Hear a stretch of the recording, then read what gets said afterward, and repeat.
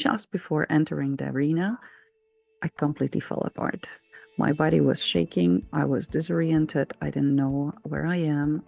I couldn't speak. I was just frozen. I finally called my manager and said that I cannot come to work. I cannot deal with what is happening to me on my own, and I need help.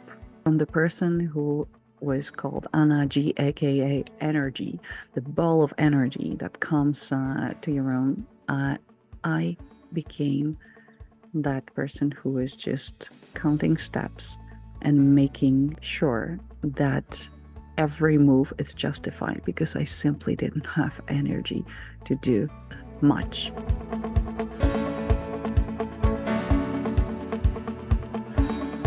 Welcome to Brilliance Unleashed, the hub where we tackle real leadership and personal growth challenges, and we are turning them into opportunities for true renewal.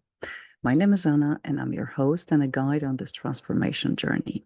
Today, we're diving into the topic that it's not only critical, but also deeply personal: burnout. Is it real? Let's go back a few days in the past. It's just another day where, during a kickboxing session, my sparring partner threw a punch that wasn't aimed at my body, but at my beliefs. And she said that burnout does not exist. Well, that statement hit me harder than any physical punch could. So let's unpack what the burnout is. Burnout is often misunderstood because many of us think that it's just about being tired or needing a vacation. But it's much more.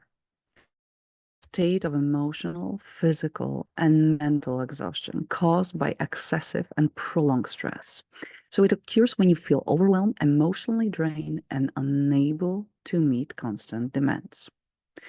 As someone who has navigated that murky waters of burnout, I can tell you firsthand, it's painfully real. And for me, it wasn't about needing a longer weekend. It was about profound exhaustion that affected every aspect of my life, making it difficult to function, both personally and professionally. So let's go back to 2019, October 10th. I really remember that date, when I finally called my manager and said that I cannot come to work. I cannot deal with what is happening to me on my own, and I need help. And it was the day that was very, very hard for me. I was emotionally exhausted, and I couldn't handle what was happening to me. Because the night before I was going to the concert, I was waiting for such a long time.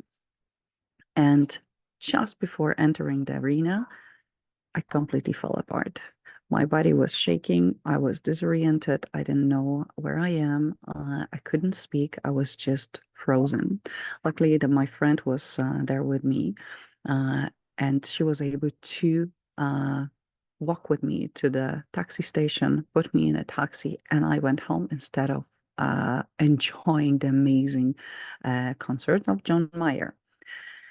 And imagine that day I knew that something is really, really off with me, even though my body was giving me signals for a very long time. Maybe that signal was when I ended up in the hospital in Singapore, when I thought that I'm just simply dying, that I have heart attack, and this is it. I'm dying in the shopping mall in Singapore. And turns out that it was one of the biggest panic attacks that I've ever had. I didn't know that those existed. Yet that was not enough for me to stop, slow down, or just simply change the way I was living. And that date, October 10th of 2019, that call that I made to my manager, I just simply knew that I need help, that something is really horribly wrong, and I cannot cope, I cannot deal, I cannot do anything on my own. So for 3 weeks, my house was, my whole world was on the couch, but I was sitting because I didn't have the energy to go to bed. So imagine, from the person who was called Anaji, aka energy, the ball of energy that comes to your own. I became that person who is just counting steps and making sure that every move is justified because I simply didn't have energy to do uh, much. So I was operating, I would say, on maybe two, three, at best days, 5% of the energy that I had. And those days were horrible for 3 weeks before I met my work doctor. I didn't know what was going on. I can tell you that that was burnout. I burned myself down because I was so much on fire before. Because I was so much on fire. I was the yes person. I didn't set my boundaries properly. I was constantly wanted to prove myself. I wanted to be the best in what I do. I was just for everybody. I was everywhere. I was traveling like crazy for business and personal life. But I was not truly taking care of myself. And my body, my mind, and my emotions said, enough. You cannot continue like that. So we give you the opportunity to change, to start doing things differently. And as a high performer, a person who just really want to show up every day, I was rushing my recovery. I was counting days. I was just putting goals for myself that if I can have 2, 3 days without any of the panic attacks or just having a little bit more energy so I can go back to work soon. I can be myself again soon. Luckily, I have so many wonderful people around me, and I turn into the specialists. I ask for help. So they told me, slow down. You need to slow down. You need to be, like I call it right now, like a cat. You do what you please. So you just rest, you nourish yourself, you nourish your body, you nourish your brain, you relax and rest and take care of yourself. So you do what you please, what you need, you do, nothing else, nothing more. I can tell you that jumping back into work too quickly after feeling burnout, well, it does not only risk a relapse, it's almost guarantees. And now when I'm working with people who are going through that phase for burning out and they want to go back to work quickly, usually they coming back again because they are rushing that phase of recovery. I know that it's easier said than done, yet I'm inviting you to recover. I'm inviting you to pause and see what is happening, to seek for help, ask for people who or talk about it, or listen, like story like my own here on podcast. Be aware that you are not alone. And answering my kickboxing partner, yes, burnout is real. It absolutely is real. It's happening, and it's happening to almost, well, 77% of leaders globally display some of the burnout symptoms. It's a lot. And around 50% of entrepreneurs going through that phase too. So it is real. It can happen to anyone. And it's happening especially for people who were on fire, were strong for a very long time, who didn't take care of themselves for a very long time, who were not setting healthy boundaries, who were in a toxic environment, who were bending or suppressing values for too long. Having burnout or going through that, it's not your fault. There is a silver lining. You can change that. you have the power to change it. There is a recovery process.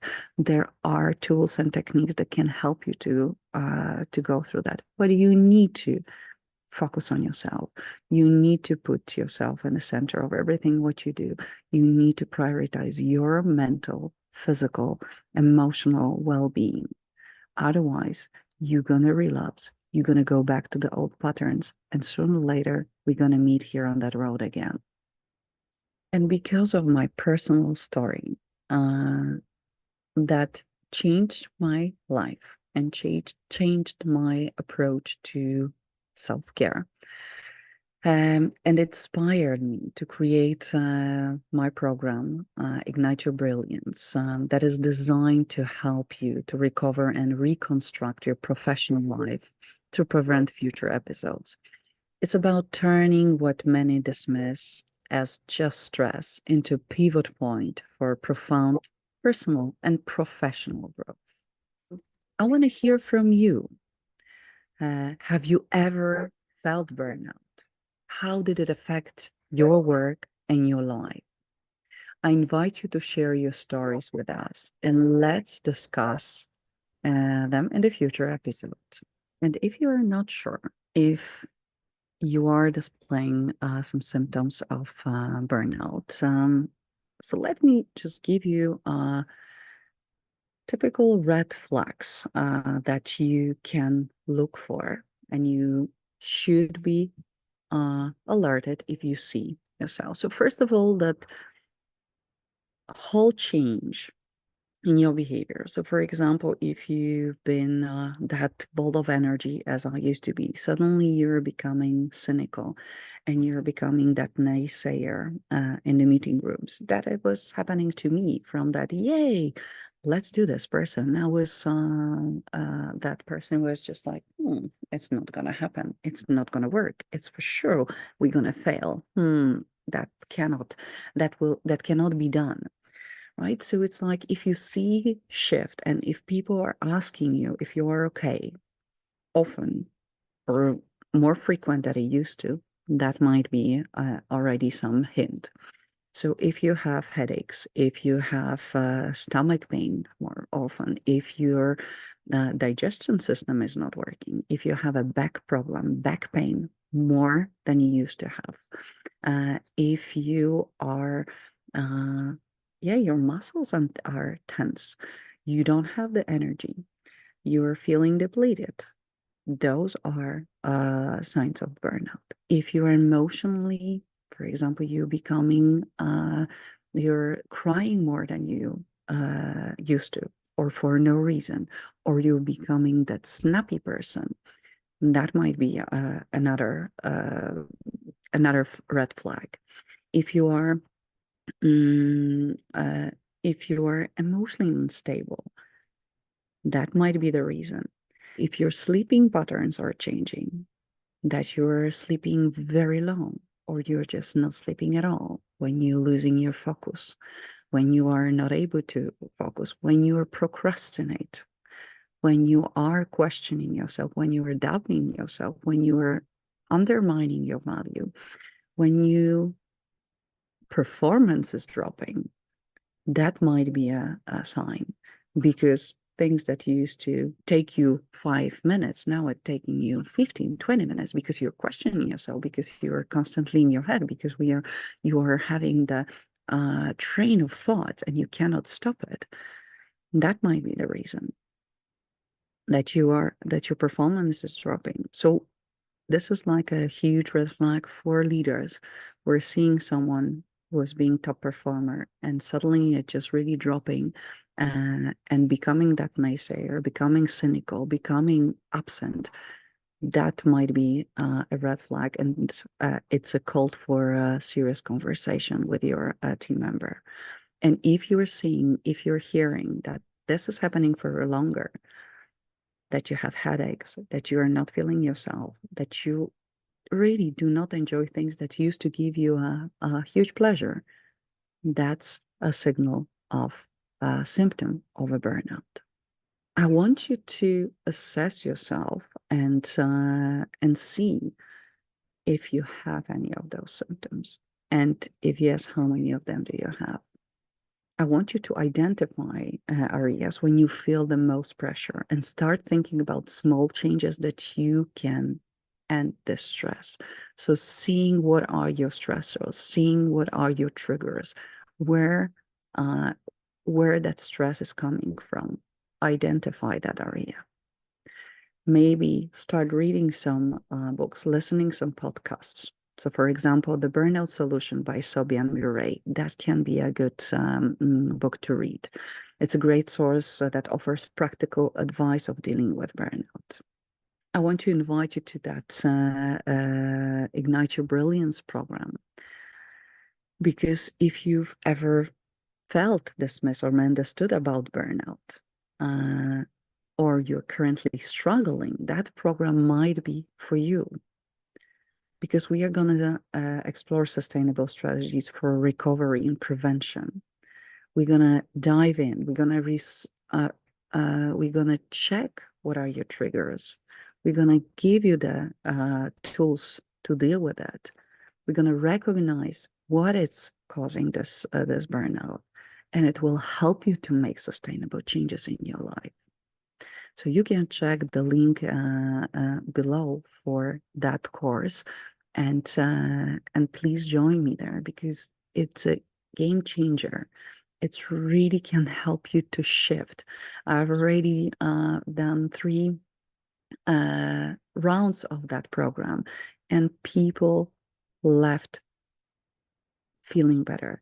People left making changes. People understood what brought them here. So this is a great start for that sustainable change.